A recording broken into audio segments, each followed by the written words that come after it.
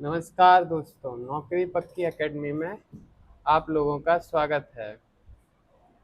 तो अभी तक हम लोगों ने फंडामेंटल राइट्स पे डिस्कस कर लिया है, मूल अधिकारों पे हम लोगों ने डिस्कस कर लिया है। तो आज हमारा नेक्स्ट इम्पोर्टेंट टॉपिक है राज्य के नीति निर्देशक तत्व, directive principle of the state policy. तो directive principle of state policy सारे गवर्नमेंट एग्जाम के लिए इम्पोर्टेंट है और यूपीएसआई में भी इससे क्वेश्चन बन जाते हैं। तो हम स्टार्ट करते हैं। तो सबसे पहला जो क्वेश्चन बनेगा वो यही बनेगा कि डीपीएसपी का उल्लेख संविधान के किस भाग में किया गया है। तो डीपीएसपी का उल्लेख जो है वो संविधान के पार्ट 4 में किया गया है। और अगर हम इसके आर्टिकल को देखें कि संविधान के किस आर्टिकल से किस आर्टिकल तक डीपीएसपी के प्रोविज़न हैं, तो आर्टिकल 36 से लेके आर्टिकल 51 तक। ठीक है। आर्टिकल 36 में किस चीज़ का वर्णन किया गया है? आर्टिकल 36 में राज्य की परिभाषा के बारे में बताया गया है।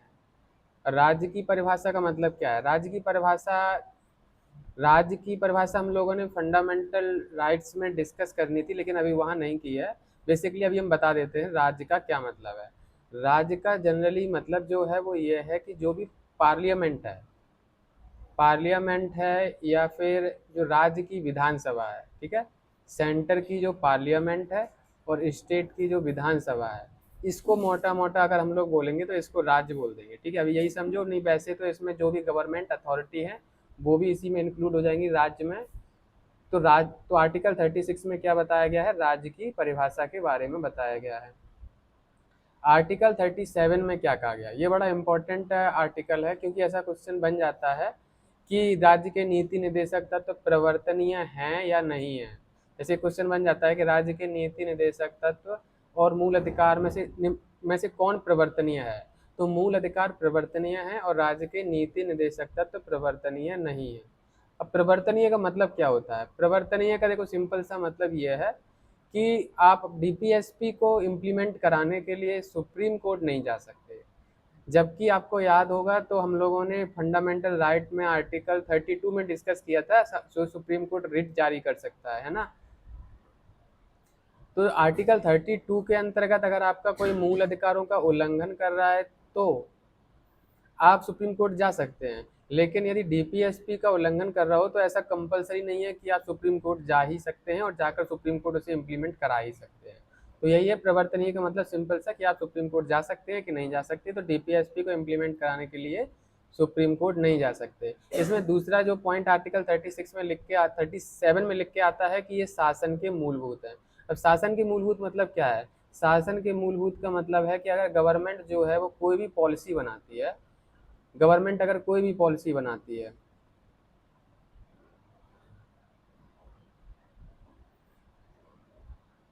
अब वो किसी गरीब के लिए भी हो सकती है या फिर किसी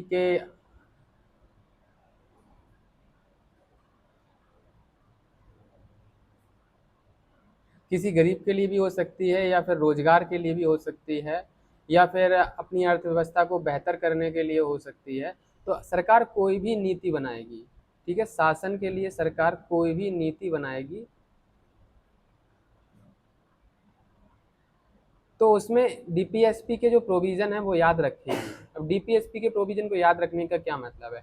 डीपीएसपी के प्रोविज़न को याद रखने का मतलब ये है कि मान लो कि सरकार अगर कोई टैक्स लाती है, ठीक है, तो वो टैक्स में अब ऐसा नहीं है कि वो टैक्स हर एक इंसान पे लगा दिया जाएगा, गरीब होगा, रिक्शा चलाने वाला होगा, उस पर भी टैक्स लगा दिया जाएगा।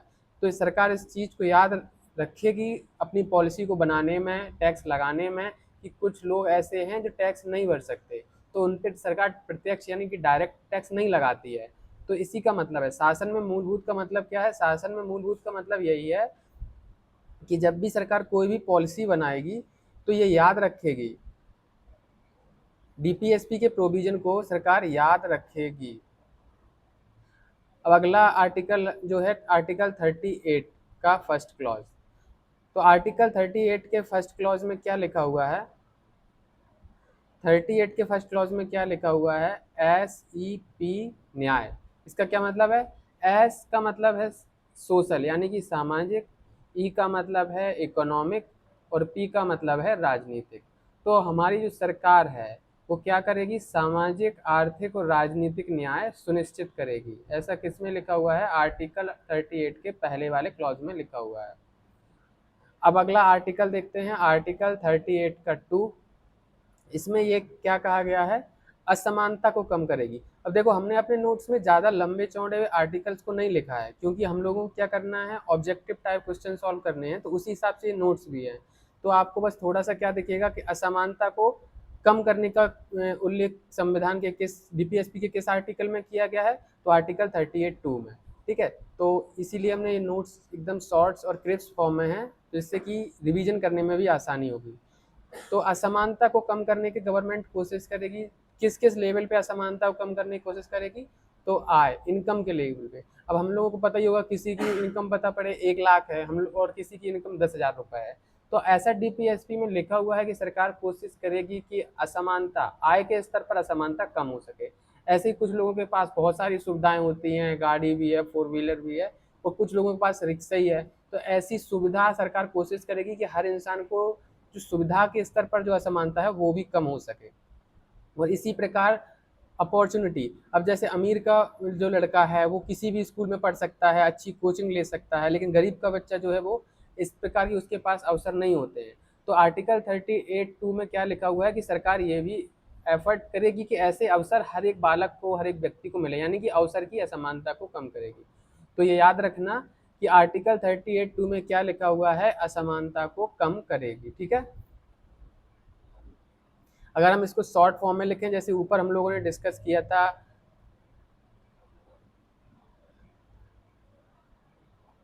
जैसे हम लोगों ने ऊपर डिस्कस किया था SEP करके, ऐसे हम इसे बोल सकते हैं ASA, यानी कि आशा। ठीक है, तो सरकार कैसे असमानता को कम करेगी, आशा, यानी कि आय के स्तर पर, सुविधा के स्तर पर और अवसर के स्तर पर। ठीक है, तो हम लोगों ने अभी तक कितने आर्टिकल डिस्कस कर लिए हैं, 38 का 2 आर्टिकल हम लोगों ने डिस्कस कर लिया। अब अगला आर्टिकल हम लोग डिस्कस करेंगे, आर्टिकल 39।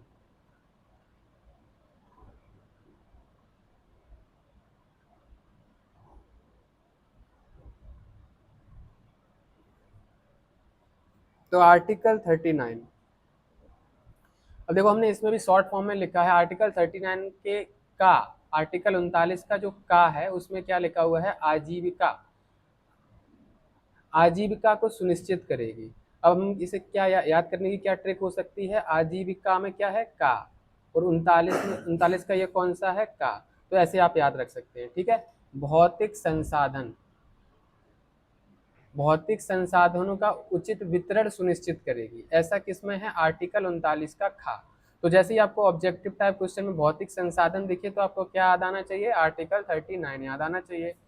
अगला पॉइंट है संसाधनों का केंद्रीकरण को कम करेगी। जैसे मैंने क्रॉस लगाया, इसका मतलब क्या है कि एक इंसान पे या एक फर्म पे या किसी एक व्यक्ति पर सारे संसाधन ना हो। ठीक है, संसाधनों का उचित विकेंद्रीकरण हो। तो आर्टिकल ऐसी ऐसी आपको कहीं ये क्वेश्चन मिले कि संसाधनों का विकेंद्रीकरण का प्रोविजन किस आर्टिकल में है, तो आपको आर्टिकल 39 याद आना चाहिए। ठीक है, ऐसे ही समान कार्य समान वेतन। अब ऐसा कहीं कहीं कहीं क्या होता है, जैसे हम लोगों ने अभी तो आईपीएल में, जैसे कि अभी हम लोगों को क्या पता है कि जो इंडिया में जो जो एक तो मेंस की टीम होती है, एक वुमेन्स की टीम होती है। तो शायद आप लोगों को ये पता नहीं है कि पहले, शायद अब तो ये हट गया है, पहले शायद 1 साल पहले ऐसा होता था कि वुमेन्स को जो बीसीसीआई फीस देता था और मेंस को जो फीस देता था वो डिफरेंस थी, यानी कि वो कार्य एक कर रहे थे लेकिन उनका वेतन क्या था, अलग था। लेकिन आर्टिकल 39 में क्या कहता है कि कार्य अगर समान है तो वेतन भी समान ही दिया जाएगा। तो ऐसा आर्टिकल कहाँ है, आर्टिकल 39। ठीक है, 39। तो आप लोगों को याद रखना है, जैसे ही कहीं लिख के आए समान कार्य समान वेतन, तो किस आर्टिकल में है, आर्टिकल 39। 39 का घा। अब घा से आप कैसे याद करेंगे, घा से मतलब घर, घर का मतलब घर में कौन, सभी लोग समान कार्य करते हैं, घर में किसी की कोई छोटा बड़ा नहीं होता है, घर में क्या है, सभी समान है। तो ऐसे आप याद रख सकते हैं 39 का घा, यानी कि समान कार्य समान वेतन। ठीक है, अब 39 का इंगा, यानी कि प्रतिकूल रोजगार। अब इसमें क्या कहा गया है कि देखो कुछ कुछ ऐसे रोजगार होते हैं जो प्रतिकूल होते हैं। मान लो फॉर एग्जाम्पल कोई बच्चा है, वो 10 साल का है और वो अपने सिर पे इतना सारा कोई ईंट ढो रहा है कि भाई अगर वो थोड़ा भी हिला डुला तो वो दब के मर जाए, तो ये क्या है, प्रतिकूल रोजगार है। तो गवर्नमेंट क्या कोशिश करेगी कि ऐसा कोई भी बालक हो, ऐसी कोई महिला भी हो, पता अब मान लो कोई प्रेग्नेंट महिला हो और उस पे अब उसके पास खाने पीने को कुछ ना हो तो उसे काम करना ही पड़ेगा, तो ये भी क्या है, प्रतिकूल रोजगार है। तो ऐसे प्रतिकूल रोजगार को रोकने के लिए गवर्नमेंट क्या करेगी, कोशिश करेगी। ऐसा कहाँ लिखा हुआ है, आर्टिकल 39 में। तो जैसे ही प्रतिकूल रोजगार आपको दिखे तो क्या टिक मारोगे, आर्टिकल 39, ठीक है। ऐसे ही अगला ये है चा, 39 का चा, चाय और बच्चे। तो इन दोनों को आप ऐसे राइमिंग से याद कर सकते हो कि आर्टिकल 39 के चा में क्या है कि बच्चों के विकास के लिए गवर्नमेंट कोशिश करेगी और बच्चों का शोषण ना हो पाए इसके लिए भी गवर्नमेंट एफर्ट करेगी, ठीक है। तो ऐसे याद रखना। और हमने इनको एक पेज में, सारे डीपीएसपी को एक ही पेज में लिखा हुआ है, इससे क्या है आप लोग इजिली कई बार रिवाइज कर सकते हैं। और एग्जाम को क्रैक करने का अगर एक जो तरीका है वो यही है, रिवीजन आप बार बार उसको कर सको, ठीक है। अगला आर्टिकल क्या है, आर्टिकल 39 का, इंग्लिश में बोलेंगे आर्टिकल 39A। तो आर्टिकल 39A में क्या है, निःशुल्क विधिक सहायता। अब देखो कुछ लोगों के पास तो बहुत पैसा होता है तो वो अपना वकील बढ़िया सा चुन सकते हैं और बढ़िया केस लड़ सकते हैं। मान लो एक तरफ गरीब है और एक तरफ अमीर है, उन दोनों के बीच हो गया झगड़ा। अब झगड़ा हो गया तो उसके लिए बहुत सारा खर्चा हो जाता है कोर्ट कचहरी का, तो उस खर्चे को बैलेंस करने के लिए, ठीक है, तो इसमें इसी आर्टिकल को जोड़ा गया है, आर्टिकल 39A को जोड़ा गया है, निःशुल्क विधिक सहायता। और ये किस अमेंडमेंट से जोड़ा गया है, ये अमेंडमेंट है 42 सेकेंड कॉन्स्टिट्यूशनल अमेंडमेंट, यानी कि 42वां संविधान संशोधन अधिनियम से इसे जोड़ा गया है। तो आर्टिकल 39A का हमने देख लिया है, निःशुल्क विधिक सहायता। तो निःशुल्क विधिक सहायता किस कॉन्स्टिट्यूशनल अमेंडमेंट से जोड़ा गया था, 42nd कॉन्स्टिट्यूशनल अमेंडमेंट, यानी कि 42वें संविधान संशोधन अधिनियम से ये प्रोविजन जोड़ा गया था। तो ये याद रखना। अगला आर्टिकल हम लोग देखते हैं, आर्टिकल 40। ये इंपॉर्टेंट आर्टिकल है, आर्टिकल 40। आर्टिकल 40 का संबंध किससे है, ग्राम पंचायत के गठन से। अब जैसे ही आपको कहीं क्वेश्चन देखे कि ग्राम पंचायत का गठन किस आर्टिकल में है, तो वैसे तो इसके और भी आर्टिकल अभी हम लोगों ने पीआरआई डिस्कस किया, पंचायती संस्थान पीछे हम डिस्कस कर चुके हैं, लेकिन यदि डीपीएसपी में पूछेगा कहाँ है तो आर्टिकल 40, ठीक है। आर्टिकल नेक्स्ट आर्टिकल है 41। तो आर्टिकल 41 में क्या कहा है, देखो हमने इसमें बहुत सारी चीजें नहीं लिखी हैं, लेकिन हमने इतना लिखा है कि आपके ऑब्जेक्टिव टाइप क्वेश्चन जो होंगे वो सॉल्व हो जाएंगे, और हमें क्या करना है, एग्जाम क्रैक करना है, तो उसके लिए इतना ही जरूरी है। तो आर्टिकल 14 में क्या लिखा हुआ है, काम, शिक्षा और लोक सहायता को क्या किया जाएगा, सुनिश्चित किया जाएगा। मतलब जिसके पास काम नहीं है उसको काम दिलाने की कोशिश की जाएगी। अगर इसको हम इनडायरेक्टली बोलें, जो बेरोजगार हैं उनको रोजगार दिलाने की कोशिश की जाएगी। ये किस प्रोविजन में लिखा है, तो ये आर्टिकल 41, ये हम लोगों के लिए इंपॉर्टेंट हो जाता है, जो बेरोजगार है वो याद रखना। इसी प्रकार जो अगला पॉइंट है शिक्षा का है, तो जो लोग पढ़े लिखे नहीं है उनको शिक्षा दिलाने की कोशिश की जाएगी। और लोक सहायता, लोक सहायता मतलब क्या होता है, वैसे कुछ विकलांग लोग हैं जो हम लोग सुनते रहते हैं पेंशन का, कि जो विकलांग हैं, वृद्ध हैं, है ना, जो कुछ असहाय लोग हैं, वो कुछ कर नहीं सकते, तो उनको लोक सहायता दिलाने की कोशिश किस प्रोविजन में लिखी है, आर्टिकल 41 में। तो जब भी अब आप कभी भी किसी भी बूढ़ी दादी की पेंशन की सुनोगे तो आपको कौन सा आर्टिकल याद आना चाहिए, आर्टिकल 41 याद आना चाहिए। अब हम लोग डिस्कस करते हैं नेक्स्ट आर्टिकल। नेक्स्ट आर्टिकल कौन सा है, 42। देखो 41 में हम लोगों ने क्या डिस्कस किया कि भैया हमारे पास काम होना चाहिए, लेकिन 42 में क्या है कि उसके काम की और कंडीशन ऐड कर दी, मतलब काम होना चाहिए, लेकिन अब ऐसा नहीं कि कोई भी काम होना चाहिए, मानो मतलब हम लोगों की गरिमा का कुछ उल्लंघन ना हो, मैं ऐसा नहीं है हमसे कोई भी काम कराए, तो एक मानवोचित काम होना चाहिए। ऐसा किस आर्टिकल में लिखा, आर्टिकल 42 में।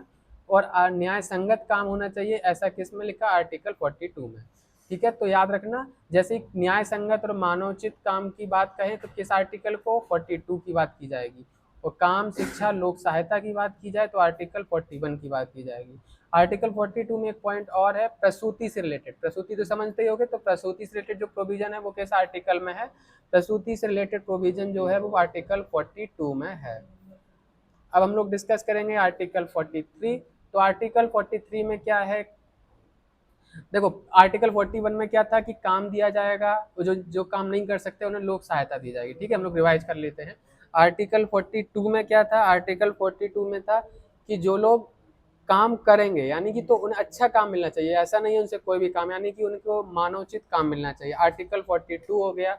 आर्टिकल 43 अब आगे आता है कि मान लो कोई काम कर रहा है, उसे मानवोचित काम मिल गया, अब उसको एक थोड़ी और इंक्रीज कर दी उसकी शक्ति कि भाई जो कर्मकार हैं यानी किसी इंडस्ट्री में काम करने वाले मजदूर हैं, उनको पर्याप्त छुट्टी भी मिलनी चाहिए। अब ऐसा नहीं है कि उन्हें बस लगाए पड़े हो, 12-12 14-14 घंटे काम करा रहे हो, तो ये गलत है। ऐसा 40 आर्टिकल 43 में लिखा हुआ है कि ऐसा नहीं होना चाहिए, उन्हें पर्याप्त अवकाश मिलना चाहिए।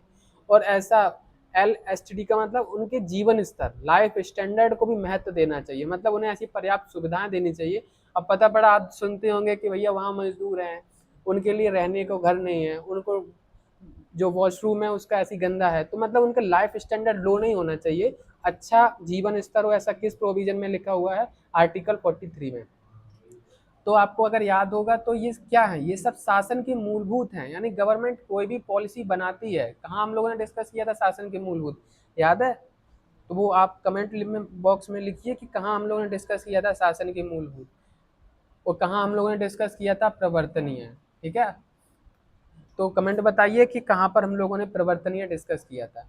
तो हम क्या कह रहे थे कि ये सारे प्रोविज़न कि भाई मजदूर को कि कोई कर्मकार है उसके पास क्या शक्तियाँ होनी चाहिए, उसके लाइफ स्टैंडर्ड अच्छा होना चाहिए, उसे पर्याप्त छुट्टियाँ मिलनी चाहिए, उसे अच्छी मजदूरी मिलनी चाहिए। अब पता पड़े उसे इतनी कम मजदूरी दे रहे हो कि उसका एक टाइम का खाना पूरा नहीं हो पा रहा, तो अच्छी उचित मजदूरी मिलनी चाहिए। ये सब चीज़ें क्या है, शासन में मूलभूत हैं। ऐसा हम लोगों ने कहाँ पढ़ा, मतलब गवर्नमेंट जब भी कोई पॉलिसी बनाएगी तो इन सारे पॉइंटों को याद रखेगी, समझे? अब ऐसा नहीं है कि बस ये बस लिख दिए, ऐसा आर्टिकल 37 में लिखा है, जो हम बोल रहे थे आपसे कमेंट करने को, कहाँ लिखा है, शासन के मूलभूत और आप जो प्रवर्तनीय नहीं है, तो कहाँ लिखा, आर्टिकल 37 में। अगला है आर्टिकल 43A। आर्टिकल 43A किस कॉन्स्टिट्यूशन अमेंडमेंट से जोड़ा गया है, आर्टिकल 43A 42वें संविधान संशोधन अधिनियम से जोड़ा गया है। अब आर्टिकल 43A में कर्मकारों को थोड़ा और शक्ति दी गई, मतलब जो मजदूर हैं, जो जो वहाँ पर काम कर रहे हैं किसी उद्योग में, तो उनको और शक्ति दी गई कि उद्योग में जो भी प्रबंधन का डिसीजन होगा, जैसे फॉर एग्जांपल अब मान लो इंडस्ट्री वाले ने एक इंडस्ट्री के मालिक ने ये डिसीजन लिया है कि अब हम अपनी फैक्ट्री को जो फैक्ट्री का जो प्रोडक्शन है वो कम करेंगे, तो ऐसा नहीं है, इसमें जो मजदूर हैं उनको उनसे भी पूछना पड़ेगा। ऐसा किसमें लिखा, आर्टिकल 43A में। तो ये चीज़ इंपॉर्टेंट हो जाती है कि कम से कम उन मजदूरों से सलाह ले लें, ताकि वो मजदूर पहले से ही अपनी दूसरी जगह व्यवस्था भी ढूंढ लें। ठीक है, तो आर्टिकल 43 में ए में क्या लिखा, उद्योगों का प्रबंधन। अब आपको जब भी कोई क्वेश्चन मिलेगा उद्योगों के प्रबंधन से संबंधित किस आर्टिकल में है, तो आर्टिकल 43A याद रखना। आर्टिकल 43B, आर्टिकल 43 क्या है, सहकारी समिति के गठन से है। देखो हमारे ये नोट्स हैं वो बहुत ही शॉर्ट और क्रिस्प नोट हैं, तो ये आपको रिवीजन में काफ़ी महत्वपूर्ण सहायता देंगे, इसलिए हमने इनके बस कीवर्ड लिखे हैं ताकि बार बार रिवाइज कर सकें। आर्टिकल 43B में सहकारी समिति है। चलो आप ये बताइए कि आर्टिकल 43 जो है वो किस कॉन्स्टिट्यूशनल अमेंडमेंट से जोड़ा गया। आर्टिकल 43B जो है वो जहाँ तक हमें याद आ रहा है 91 कॉन्स्टिट्यूशनल अमेंडमेंट एक्ट से जोड़ा गया। अब इसको चेक करके बताइए ये सही है या गलत है। ठीक है, अगला आर्टिकल है 44। अगला आर्टिकल 44 क्या कहता है, यूनिफॉर्म सिविल कोड की बात करता है। अब यूनिफॉर्म सिविल कोड की बात क्या मतलब क्या है कि देखो अलग अलग धर्म हैं, उनके धर्म के हिसाब से उनके अलग अलग कानून हैं, लेकिन आर्टिकल 44 ये कहता है कि नहीं भाई, सभी पे हर, चाहे कोई हो, चाहे कोई मुस्लिम हो, चाहे हिंदू हो, चाहे सिख हो, हर एक के लिए कानून समान होना चाहिए, यही कहता है आर्टिकल 44। तो इसके लिए ये भी शासन में मूलभूत है, मतलब जब भी गवर्नमेंट कोई पॉलिसी बनाएगी, इसलिए आप देखेंगे कि सुप्रीम कोर्ट इस चीज़ के बारे में बार बार कहता रहता है कि यूनिफॉर्म सिविल कोड इम्प्लीमेंट करना चाहिए, यूनिफॉर्म सिविल कोड इम्प्लीमेंट करना चाहिए। नेक्स्ट आर्टिकल है हम लोगों का आर्टिकल 45 45 में क्या लिखा हुआ है, शिशुओं के देखभाल से संबंधित है कि बच्चों की बढ़िया से देखभाल हो सके। अगर अब हम रिवीजन करते हैं, अगर पीछे का एक आर्टिकल आप बताएंगे कमेंट में बताइएगा कि बच्चों की देखभाल से संबंधित पीछे एक आर्टिकल था, चलो थोड़ी हिंट दे देते हैं। आर्टिकल 39 में था। 39 में बहुत सारे आर्टिकल थे ना, का, खा, घा, गा, चा। तो किस में ये था कि जो बच्चों से संबंधित एक प्रोविजन था, बताइएगा। तो इसमें क्या लिखा हुआ है, शिशुओं की देखभाल प्लस ऐसे बच्चे जो 6 साल से ज्यादा हैं उनकी शिक्षा के लिए एफर्ट करेगी सरकार। तो ये भी इसमें लिखा हुआ है।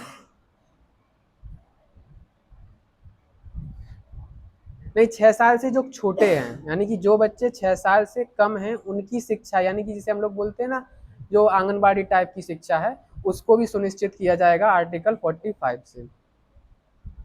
अब नेक्स्ट है आर्टिकल 46। तो 46 ये इंपॉर्टेंट आर्टिकल होता है, याद रखिएगा। SC ST और अन्य दुर्बल वर्ग, जिसे हम लोग मोटा मोटा OBC बोलते हैं, वो इसी में समझ लो अन्य दुर्बल वर्ग टाइप का। तो इसमें क्या लिखा हुआ है कि शिक्षा, इनकी पढ़ाई लिखाई, इनकी इकोनॉमी, अर्थ का मतलब क्या है, इनका इकोनॉमी, और इनका कोई शोषण ना कर सके, इनका कोई सामाजिक अन्याय ना कर इनके साथ ना हो, ऐसा कौन सुनिश्चित करेगा, ऐसा गवर्नमेंट सुनिश्चित करेगी। ऐसा किस आर्टिकल में लिखा हुआ है, आर्टिकल 46 में लिखा हुआ है। याद रखना, आर्टिकल 46 का संबंध किससे है, SC ST और अन्य दुर्बल वर्ग। अब ये तो चीज अपने आप दिमाग में रहेगी कि जो दुर्बल वर्ग है तो उसके उत्थान के लिए कोशिश किया जाएगा, है ना। तो ये चीज याद करने की नहीं है, बस इतना याद रखना दिमाग में, आर्टिकल 46 यानी SC ST और अन्य दुर्बल वर्ग। इसलिए हमने बस उतना ही लिखा है ताकि आपको रिवीजन करने में कोई कठिनाई ना हो। नेक्स्ट आर्टिकल है आर्टिकल 47। 47 में क्या है कि बढ़िया सा पोषण स्तर रखा जाएगा, मतलब बच्चों को या किसी को भी नॉर्मली अच्छा खाना देने की कोशिश की जाएगी, समझ रहे हो। और लोक स्वास्थ्य, अब जो भी देखो, हम जो भी गवर्नमेंट हॉस्पिटल हैं वो कहाँ से निकल के आते हैं, आप समझ सकते हो, आर्टिकल 47 से निकल के आते हैं। कि गवर्नमेंट अगर हॉस्पिटल, गवर्नमेंट जो है वो स्वास्थ्य को सुनिश्चित कर रही है, लोग स्वस्थ रहें, तो ऐसा किस में लिखा हुआ है, आर्टिकल 47 में। और पोषण आहार स्तर, मतलब जैसे कि अगर आपको याद होगा तो मिड डे मील है, वो क्या है कि बच्चों को अच्छा खाना मिल सके। तो किस आर्टिकल से आप निकाल सकते हैं, आर्टिकल 47 से, ताकि बच्चों का पोषण का आहार का स्तर अच्छा रहे। क्योंकि गरीब लोग होते हैं गाँव में, तो उनका गाँव में उनके माँ बाप इतना खर्च नहीं कर पाएंगे, तो गवर्नमेंट ने ये रिस्पॉन्सिबिलिटी ली है कि पोषण आहार स्तर रहे। तो किस आर्टिकल में है, 47 में। हम इसको रिवीजन बार बार इसीलिए कर रहे हैं, बार बार इसीलिए बोल रहे हैं ताकि आपको दिमाग में बैठ जाए। तीसरा पॉइंट है, ये जो लिखा हुआ है समझ में नहीं आ रहा, ये है मादक पदार्थ। गवर्नमेंट कोशिश करेगी कि मादक पदार्थ को नियंत्रित करे, ठीक है। अगला आर्टिकल है 48। आर्टिकल कौन सा है, 48। तो आर्टिकल 48 में क्या लिखा हुआ है, बस ये याद रखना है। लिखा तो इसमें बहुत सारी चीजें हैं, मतलब मेन कीवर्ड है कृषि और पशुपालन। अब 48 में आप खुद अंदाजा लगाओ क्या होगा, पशुपालन को अच्छा किया जाएगा, कृषि को बढ़ावा दिया जाएगा, कृषि में बढ़िया सी तकनीकी को यूज कराया जाएगा। तो ये सब किस में लिखा हुआ है, आर्टिकल 48 में, ठीक है। आर्टिकल 48A में क्या लिखा हुआ है, पर्यावरण, वन और वन्यजीव संरक्षण। तो ये आर्टिकल 48 किस अमेंडमेंट से जोड़ा, ये भी आप कमेंट में बताइए, फिर हम बताते हैं। आर्टिकल 48A किस अमेंडमेंट, किस संविधान संशोधन से जोड़ा गया है। नेक्स्ट आर्टिकल है आर्टिकल 49। तो आर्टिकल 49 में क्या है, आर्टिकल 49 में ये कोशिश की जाएगी कि जो भी स्मारक हैं, यानी कि लाल किला है, ताजमहल है, ठीक है, जो भी स्मारक हैं या जो भी फेमस फेमस स्थान है, जैसे कि अयोध्या हो गया या द्वारिका हो गया, या कोई भी इम्पोर्टेंट आर्किटेक्चर है जैसे कि सांची का स्तूप हो गया, तो इन सारी चीज़ों की संरक्षण की कोशिश कौन करेगा, गवर्नमेंट करेगी। ऐसा कहाँ लिखा हुआ है, आर्टिकल 49 में। नेक्स्ट आर्टिकल है 50 में क्या लिखा हुआ है, शक्तियों का पृथक्करण किया जाएगा। मतलब सारी शक्तियां एक ही इकाई पे नहीं होगी, मतलब एक होती है कार्य एग्जीक्यूटिव यानी कि कार्यपालिका, एक होती है लेजिस्लेचर एक विधायिका, और एक होती है जुडिशरी यानी कि न्यायपालिका। तो इन तीनों पे जो शक्तियां हैं वो बैलेंस हो सकें, ऐसा ना हो कि एक ही के पास ज़्यादा शक्तियां हो, ऐसा ना हो। तो ऐसा ही इस आर्टिकल 50 में लिखा हुआ है, शक्तियों को पृथक पृथक किया जाएगा। आर्टिकल 51 में क्या है, आर्टिकल 51 में अंतर्राष्ट्रीय शांति से संबंधित प्रोविजन है कि गवर्नमेंट कोशिश करेगी कि अंतर्राष्ट्रीय शांति बनाए रखे, ठीक है। और अगर अंतर्राष्ट्रीय किसी कंट्री से झगड़ा भी है तो उसको उसको जो नेगोशिएट शांति तरीके से किया जाए, अंतर्राष्ट्रीय जो भी इकाइयां हैं उनको प्रयोग किया जाए। तो अब आपको जैसे क्वेश्चन आएगा अंतर्राष्ट्रीय शांति, तो आपको बस आर्टिकल 51 याद रखना होगा। अब अंतर्राष्ट्रीय शांति में बहुत सारी चीज़ें लिखी होंगी, तो वो हमें याद करने की जरूरत नहीं है, बस इतना याद रखना। तो इससे आपको क्या है, मल्टीपल जो ऑब्जेक्टिव टाइप क्वेश्चन है वो सॉल्व करने में ईजी होगा। तो इस प्रकार आज आपकी डीपीएसपी खत्म हो गए हैं, इनको बार बार रिवाइज कीजिएगा। अभी हम बहुत जल्दी पीवाईक्यू स्टार्ट करेंगे यूपीएसआई के। Thank you for listening.